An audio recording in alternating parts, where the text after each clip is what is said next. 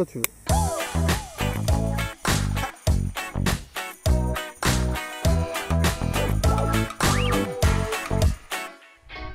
Je suis à Barcelone et je suis conviée à une conférence de Paul-Henri Delerue, médaillé olympique en snowboard cross. Suivez-moi.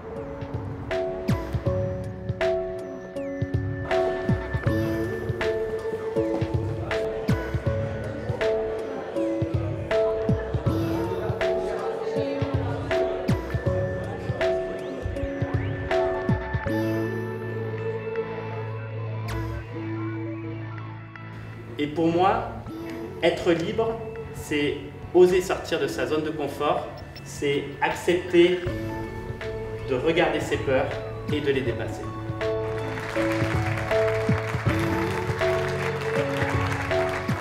J'ai adoré ta conférence parce que ton parcours, il n'est pas linéaire. Tu as des hauts, tu as des bas, différentes manières, situation personnelle, la santé, la performance, et à chaque fois, tu arrives à te relever. Ben, la résilience, c'est un petit peu mon truc, c'est que j'ai un rêve et quoi qu'il arrive, ce rêve, c'est ce qui me définit et je ne veux pas le lâcher. C'est trop important pour moi. Et parce qu'en fait, quand tu crois profondément en tes rêves, eh ben, tu crois profondément en toi. Et donc du coup, il faut aller jusqu'au bout du truc. Enfin, c'est comme ça que je l'ai vécu en tout cas.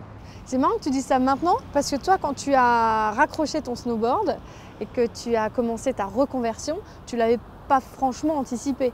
En 2006, j'étais médaillé olympique, j'avais 20 ans. Ensuite, en 2010, je fais 25e aux Jeux de Vancouver.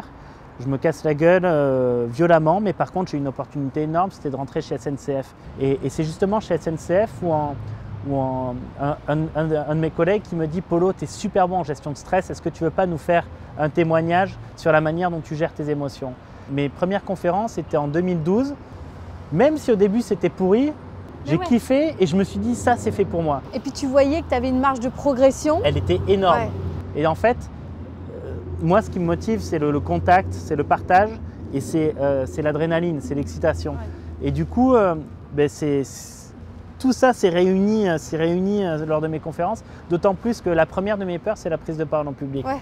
Enfin, moi, je suis hyper impressionné par les dirigeants d'entreprise et par les managers et par tous ces gens-là. Ils ont des compétences que je n'ai pas.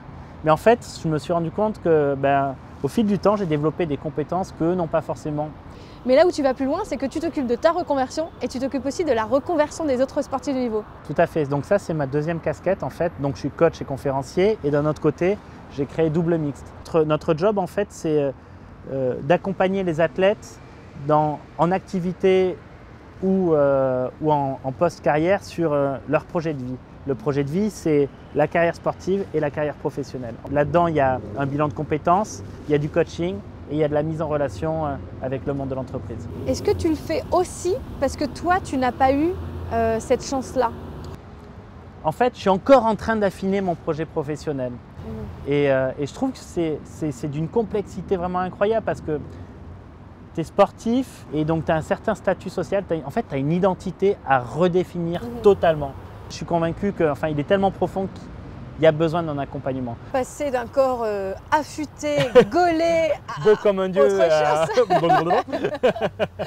Et je ne sais pas qui disait la vie d'un sportif de niveau, c'est très spectaculaire parce que c'est comme si on commençait par le dessert. C'est-à-dire que tu commences par tout ce qui est cool, ce qui est bon, ce que tu attends. Tu commences par l'argent, tu commences par la gloire et puis du jour au lendemain… Et tu vibres surtout, c'est ça. Du jour au lendemain, tu n'es plus personne.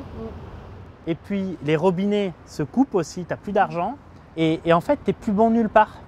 En fait, je pense que c'est aussi surtout ça, c'est que tu es un expert quand tu es sportif de haut niveau en fin de carrière parce que tu as un recul, une lucidité, une maturité et quand tu arrêtes derrière, tu es un bébé.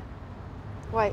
Et ça, c'est dur. Et personne ne t'attend. Je dirais que personne ne t'attend, mais il y a quand même, quand tu es un sportif de haut niveau qui a réussi sa carrière, tu as des portes qui te sont ouvertes. Et ce que j'ai appris, c'est que les portes, elles ne sont ouvertes qu'une fois. Et tu as une très belle image d'Oscar Wilde avec les étoiles, la lune, qu'on connaît plus ou moins tous. Ton rêve de jeu, de médaille olympique, on le connaît. Ton rêve aujourd'hui, c'est quoi alors? Mon rêve, c'est d'être un conférencier qui cartonne.